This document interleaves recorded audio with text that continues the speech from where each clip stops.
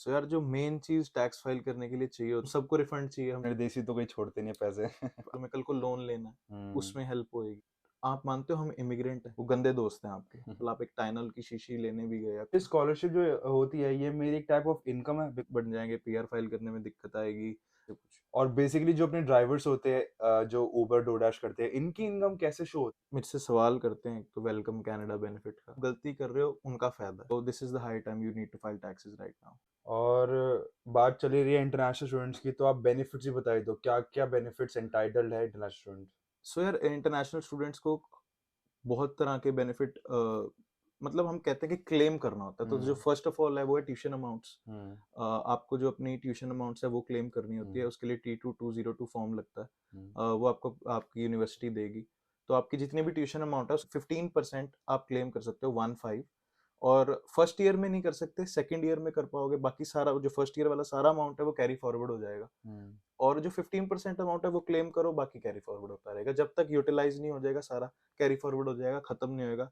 And जो 15% होगा वो that will be calculated as a non refundable tax credit, hmm. Refundable tax credit नहीं होगा वो। Okay okay. And medical expenses हैं, चैरिटेबल डोनेशंस हैं, चैरिटी तो ज़्यादातर इंडियंस नहीं करते हैं क्योंकि अभी स्टूडेंट्स हैं, बट एज ए नॉर्मल, और जितने भी मेडिकल एक्सपेंसेस आपके मेडिकल्स के बिल हैं, आपके फार्मा के बिल हैं, फॉर एग्जांपल आप एक टाइनल की शीशी लेने भी गए या कुछ भी लेने गए, कोई मेडिसिन लेने गए, वो सारी रिसीट आप संभाल के रख सकते हो। डेंटल केयर, यहाँ डेंटल बहुत एक्सपेंसिव है, तो वो सारी आप चीज़ें क्लेम कर सकते हो, बहुत डिटेल हो जाएगा। हम्म। बट वो सारी चीज़ें एज अगर मैं बताना चाहूँ शॉर्ट टर्म में, तो जितने भी चीज़ें हैं ये सारी आप क्लेम कर सकते हो। इस पे हम अलग वीडियो बना सकते हैं ऑन क्लेव्स ऑफ एंड। कोर्स एक हम्म। एक चीज के लिए, क्योंकि बहुत डेप्थ नॉलेज है, कितने परसेंट लगेगा, कैसे लगेगा, हम्म। बट ये सारी चीजें क्लेम हो सकती है तो आपको करनी चाहिए। हम्म। और अगर किसी को फाइल भी करना है तो what are the basic documents that they need? So as मैंने आपको बताया, जो स्टूडेंट्स आए हैं जो उनके लिए जो फॉरमोस्ट फर्स्ट डॉक्यूमेंट है वो है T2202। जो ट्यूशन एनरोलमेंट सर्टिफिकेट आपको अपनी यूनिवर्सिटी से मिल जाएगा, जो हम्म। यूनिवर्सिटी के पोर्टल्स होते हैं उस पर अपलोड हो जाता है। हम्म। कई बार मेल से आता है, आप अपनी यूनिवर्सिटी से टाई अप कर सकते हो। एंड ऑफ फेब्रवरी, 28 फरवरी तक वो होना ही होना चाहिए यूनिवर्सिटी के पास, अगर नहीं है you need to call your university. After that आपने कहीं पे भी काम कर रखा है तो T4 मिलेगी आपको, जितने भी एम्प्लॉयर्स चेंज करोगे उनसे T4 मिलेगी। उबर, डोर डैश वगैरह करोगे या इंस्टा वर्क करोगे और थोड़े कम पैसे, तो शायद नहीं मिले इंस्टा वर्क वाले, अगर ज्यादा पैसे कमाओगे 600 700 से ज्यादा तब मिलती है, वरना नहीं मिलती आपको। और तो आपको वो T4 मिलेंगे और आपको वो सारी कलेक्ट करनी है, अपने एम्प्लॉयर के पीछे लग के आपको लेनी पड़ेंगी। हम्म। उसके बाद T4A, अगर किसी बच्चे की स्कॉलरशिप है तो उसको T4A मिलेगी, और हाँ बड़ी मेरे सारी। को भी मिली थी, मैंने ठीक है, चेक करा था। या सो आपको T4A आपको वो भी शो करनी है। आपकी जो स्कॉलरशिप इनकम है, अगर आप फुल टाइम स्टूडेंट हो तो वो टैक्सेबल नहीं होती। तो ये स्कॉलरशिप जो होती है ये मेरी एक टाइप ऑफ इनकम है, बिकॉज वो मैंने दैट फीस भी इज नहीं दी, कंसिडर्ड एज एन इनकम। तो वो मेरे इनकम में जुड़ेगी एग्जैक्टली जुड़ेगी। और वो टैक्सेबल है। अगर आप फुल टाइम स्टूडेंट हो तो नहीं है। अच्छा। अगर आप पार्ट टाइम स्टूडेंट हो तो सिर्फ 500 नॉन टैक्सेबल है, बाकी सारी ये टैक्सेबल है। बड़ा अच्छा क्लॉज बताया, तो जो भी पार्ट स्टूडेंट्स टाइम अपने पार्ट टाइम स्टूडेंट्स है। हो सिर्फ फर्स्ट 500 इज टैक्स फ्री, बाकी सारे टैक्स, फुल टाइम स्टूडेंट्स के लिए सारी टैक्स फ्री है। सो फुल टाइम स्टूडेंट्स के लिए पूरा टैक्स फ्री है, ये काफी इंपॉर्टेंट था बिकॉज मेरे most of the people are watching UCW exactly, के ही है और उनको एग्जैक्टली। स्कॉलरशिप मिलती है, तो मैंने भी देखा था लाइक अपने पोर्टल में T4A दे रखी है एंड T22। T2202 बाकी बहुत सारी इन्वेस्टमेंट इनकम है, कैरिंग चार्जेस हैं। T4 होती है, T4A, T4P, बहुत कुछ होता है, पर वो आगे अपने, मुझे लगता है जो स्टूडेंट्स है बेसिकली उनके लिए इससे ज्यादा नहीं होता। और एक ये भी पॉइंट है कि जैसे जो लोग आ रहे हैं इमिग्रेंट्स, उनकी बाहर की इनकम आ रही है इंडिया से, राइट, बट या दे आर स्पेंडिंग हेयर, तो उसका क्या टेक है? अगर आपकी वर्ल्ड इनकम है आपको शो करनी चाहिए, मुझे ऐसा लगता है कि बड़े सारे लोग छुपा लेते हैं। फॉर एग्जांपल आप इंडिया में अगर कोई अच्छा काम कर रहे हो और उससे आपको वर्ल्ड इनकम आ रही है और आपको कल को वो पीआर में वर्क एक्सपीरियंस शो करना है, तो नहीं, आपको। वर्क एक्सपीरियंस नहीं, हम्म। लेट्स से मेरी इन्वेस्टमेंट है, उसके डिविडेंड्स आ रहे हैं या कुछ मेरी इनकम है या बेसिकली, वो आ रही है मेरी इंडिया से एंड वो मेरी शो हो रही है बैंक अकाउंट में, तो या वो क्या मेरे को फाइल करना चाहिए as my income? Of course आपको जितनी भी आपकी वर्ल्ड इनकम आ रही है, देखो यार जो लॉ कहता है जितनी भी वर्ल्ड इनकम है आपको फाइल करनी चाहिए। बट वो फिर डबल टैक्स नहीं हो जाएगी कि मैं इंडिया में पे करूँ उसके यहाँ भी पे करूँ? तो यहाँ पे एग्जैक्टली क्लॉज है कि हमारी ट्रीटी है हम्म। कनाडा से, तो आपने जो भी टैक्स पे करा है तो आपसे वो पूछते हैं, okay so this is your world income, and what tax did you पे इन इंडिया, तो आपने अगर इंडिया में टैक्स पे किया हुआ तो आपसे चार्ज नहीं करते, तो यू पर हैव आपको टू शो करनी चाहिए। You have to exactly, show कि यू हैव टू आपने शो करनी उस चाहिए। पे टैक्स पे और करे वो हुए हैं। आपके लिए एक तरह से प्लस पॉइंट या आपकी इनकम बढ़ाता है, तो काइंड ऑफ जब आपने लोन वगैरह आगे मॉर्टगेज वगैरह अप्लाई करोगे तो तब आपको वो हेल्प करेगा। बट इससे मेरा स्लैब भी बढ़ेगा। नहीं, इससे आपका स्लैब हाँ, नहीं बढ़ेगा। अगर इनकम बहुत ज्यादा है इंडिया की तो शायद बढ़ेगा, वरना नहीं बढ़ेगा।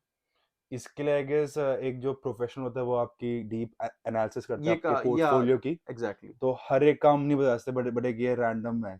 और क्या कॉन्सिक्वेंसेस है बेसिकली टैक्स नहीं पे करने के? टैक्स पे करने के एज सच मैंने आपको वही बताया था, जो बेनिफिट्स हैं वही आपके कॉन्सिक्वेंसेस बन जाएंगे। पीआर फाइल करने में दिक्कत आएगी, क्रेडिट स्कोर नहीं बढ़ेगा, और रिफंड वगैरह का इशू है। और कोई भी जो बैलेंस ओइंग रहेगा हम्म सीआरओ को, फॉर एग्जांपल आपका कोई बैलेंस ओइंग है, आप टैक्स फाइल नहीं कर रहे, आपको पता ही नहीं चल रहा। अगर फॉर एग्जांपल आपका पहले बैलेंस ओइंग था, अब रिफंड आ गया, तो सीआरए क्या करेगी, रिफंड में से बैलेंस ओइंग माइनस कर देगी। हम्म पर अगर आप फाइल ही नहीं कर रहे, कुछ भी नहीं कर रहे, तो वो जो बैलेंस स्विंग पड़ा है उस पर इंटरेस्ट लगता रहेगा, सीआरए आपसे इंटरेस्ट चार्ज करेगा। ओ तो थोड़ा कोई क्लाइंट था, उनका $1000 बैलेंस स्विंग था, नाउ उन्होंने काफी 3-4 साल फाइल नहीं करा था, now the interest is around $400 compile just हो देयर गया। Interest. Exactly, oh my God, that's around like 40%। Exactly. और एक क्या कॉमन मिस्टेक है जो अपना जो नया बच्चा आता है वो करता है while filing their taxes and how they can avoid them? जो फर्स्ट एंड फॉरमोस्ट मिस्टेक मुझे लगती है जो बच्चे करते हैं, मेरे से सवाल करते हैं, तो वेलकम कनाडा बेनिफिट का ऐसा कुछ नहीं होता, ऐसी कोई। एक क्या मिथ है, मेरे को बहुत लोगों ने बोला। वेलकम कनाडा बेनिफिट एक टोरंटो के एक इंडियन का स्कैम है। उसने अपनी तरफ बच्चे खींचने के लिए उसने सबको बोला कि हम आपको वेलकम कनाडा बेनिफिट देंगे। बेसिकली जीएसटी एचएसटी क्रेडिट्स या जो भी एक्शन क्लाइमेट इंसेंटिव मिलते हैं वो कन्वर्ट करके कि सबको मैं दूंगा, हम्म बच्चों की अदर इनकम बढ़ा के या कुछ भी करके, है ना। हम्म बट ऐसा कुछ नहीं था, बाद में मतलब वो सारा कुछ एक्सपोज हो गया। आप सीआरए पे जाओ, गूगल सर्च करो, कहीं पे भी जाओ, वेलकम कनाडा बेनिफिट नाम की कोई चीज है ही नहीं है। कोई भी आपको वेलकम कनाडा बेनिफिट बोले, मतलब मेरे पास ऐसे बच्चे आते हैं जो मुझे बोलते हैं सर आप वेलकम कनाडा बेनिफिट दिलाओगे। मैं कह रहा हूँ सर ऐसी कोई चीज ही नहीं होती, तो कहते हैं हम किसी और से भरवा लेंगे, मेरे को 10 बंदे, मतलब ऐसे मुझे लोग मिले जो दिला रहे हैं। वही ना, बात फैलती रहती तो है। ये स्कैम इतना बड़ा हो गया कि हम्म सच्चाई से भी ऊपर उठ चुका है ये हम्म स्कैम। तो मुझे ऐसा लगता है ऐसी कोई चीज नहीं होती, इन शॉर्ट टर्म्स कुछ नहीं है ऐसा।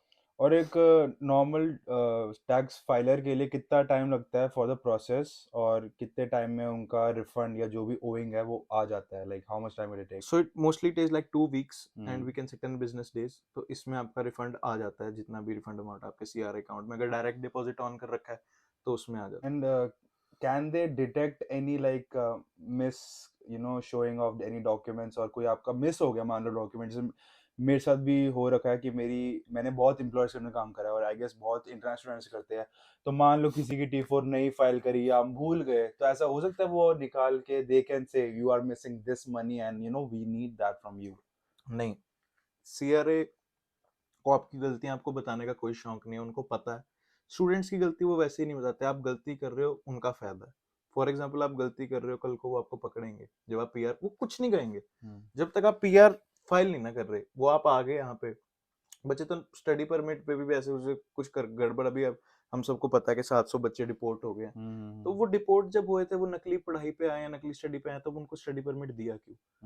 ये उनका पॉइंट है, वो आपको नहीं पकड़ेंगे, वो कहेंगे हाँ भाई तुम काम करते रहो, बढ़िया टैक्स फाइल करो, यहाँ पे उनको इनकम ही मिलेगी। ये तो रैट टैक्सेस ट्रैप हो गया। टैक्सेस पे करके जब तुम आओगे, जब तुम पीआर लेने आओगे, हम आपको तब बताएंगे ये सारी चीजें। तो पर्चा ऐसा फाड़ अगर देंगे। आपसे कभी गलत फाइल हो गया, there is always a solution to that. अगर कई बार बहुत ही बड़ी गलती होगी तो सीआरए आपको नोटिस ऑफ असेसमेंट देगा ही नहीं। वो इन प्रोग्रेस करके फिर आपसे क्वेश्चंस पूछेंगे कि भाई ये है, फलाना है, ढिमकाना, इंक्वायरी होएगी। अगर बहुत छोटी मोटी ऐसी है तो वो आपको नोटिस ऑफ असेसमेंट दे देंगे और उसके बाद पीआर के टाइम पे पकड़ेंगे। पर अगर आपको लगता है कोई भी गलती हो गई है तो there is always a way to to correct it.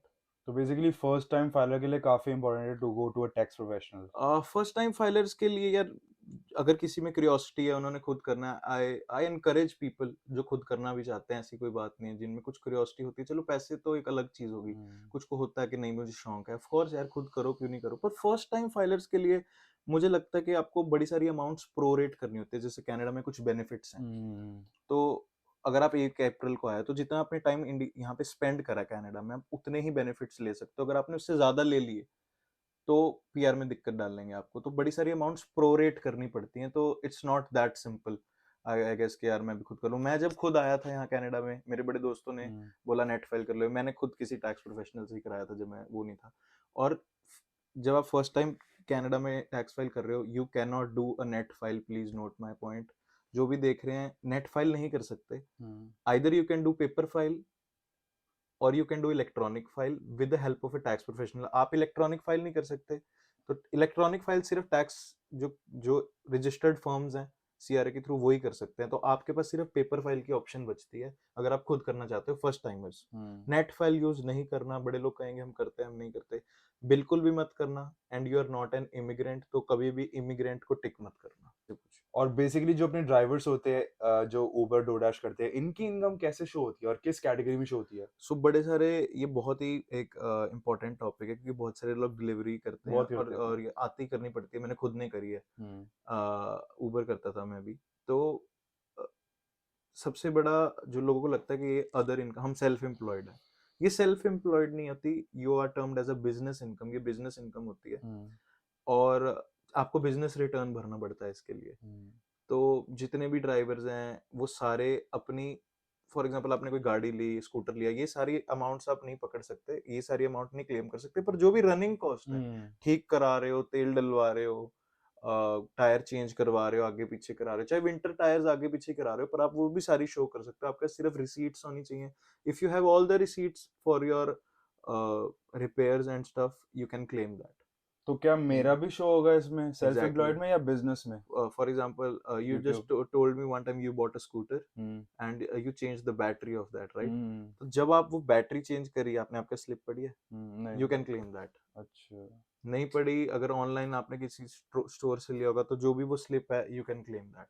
अच्छा तो इट्स अबाउट यार के why to lose free money when you have paid for it, right? Hmm तो क्यों हम क्यों लूज करें? वो सारी चीजें संभाल के रखो। जो भी टैक्स प्रोफेशनल आ रहा है, उसके पास जो स्लिप है उसको दे दो, वो मना ही कर देगा कि ये नहीं फाइल कर सकता। जितनी ज्यादा स्लिप्स दोगे उतना फायदा है। अच्छा, ये नहीं मेरे को पता था कि सारी स्लिप्स जो आपकी रनिंग कॉस्ट में इंक्लूड होती है वो एग्जैक्टली, बचा के रखनी है। तो बेसिकली हमने सारे मेन पॉइंट कवर कर लिए और एग्जैक्टली। एक इंटरनेशनल स्टूडेंट के मन में जो भी मिथ है, whether it's to welcome Canada या क्रेडिट्स रिडक्शन, सो बहुत ये एक बड़ा इट्स लाइक अ ओशियन, इसमें बहुत क्लॉजेस है, बेसिकली लॉ फर्म जैसा है। तो that's why you did a proper study, आपने कोर्स करा इसलिए आप एलिजिबल हो, आप सारे केस स्टडी करते हो। मैं भी अपने फाइल करूंगा तो मैं भी किसी प्रोफेशनल को ही लूंगा ऑब्वियसली, बिकॉज जो बंदा एक डिफरेंट इनकम सोर्सेज कमा रहा है उसके लिए काफी इंपॉर्टेंट है। यार इट्स नॉट अबाउट कि मैं प्रोफेशनल से ही कराऊंगा। मुझे हम्म ऐसा लगता है कि this is not kind of marketing, it's kind of कि आपको सही करवाना है, मुझे आप खुद कर लो, हम्म बट सही करो। क्योंकि और आपको सही के लग लिए रहा है नॉलेज कि ये चाहिए। छोटी गलती बहुत बड़ा, मतलब बंदा बाहर आता है, कितनी मेहनत करता है, कितना कुछ करता है, एक छोटी सी गलती आपको बहुत महंगी पड़ सकती है। इट्स नॉट मैटर आप टैक्स प्रोफेशनल के पास जाओ, hmm it is the fact कि आपको सही फाइल करना है। हम्म आप सही हो, खुद कर लो, बट सही मतलब इसमें एरर का चांस नहीं है बिल्कुल भी। आपको बिल्कुल सही करना है, खुद करो, किसी से करवाओ, हमसे करवाओ, इट डजंट मैटर, बट सही फाइल होना चाहिए। So for all those people who are looking to file their taxes, I would encourage you to go to him and he will solve your doubts according to your case. Basically ये होता है exactly, कि case पढ़ना होता है बंदे को, और एग्जैक्टली। पूरा इसमें जैसे हम भी करते हैं अपनी पढ़ाई में केस स्टडी करते हैं, तो एक काइंड ऑफ केस स्टडी आपको आपका पोर्टफोलियो पूरा गो थ्रू होगा, और तभी कहते हैं if he can give you maximum reimbursements on that, तो टैक्स प्रोफेशनल इसमें होता है। And I will give his details in my bio. You can check him out and contact him, and he'll tell you about that. Chalo Anmol, You thank you should so refer much with for him. coming, bro. Sure, bro. And thank you so much for shooting with me. Exactly. काफी अच्छा लगा बात करके, और आगे भी हम आते रहेंगे। Yeah. कमेंट्स में बताओ कि आपको, और ये एक मैंने नया ट्राई करा है पॉडकास्ट काइंड ऑफ, ये अच्छा लगा, और क्या क्या टॉपिक्स है that he can elaborate more because he has the knowledge for that. तो आगे आते रहेंगे नए वीडियोस के साथ। Thank you for watching and stay tuned for my new videos. Thank you so much guys.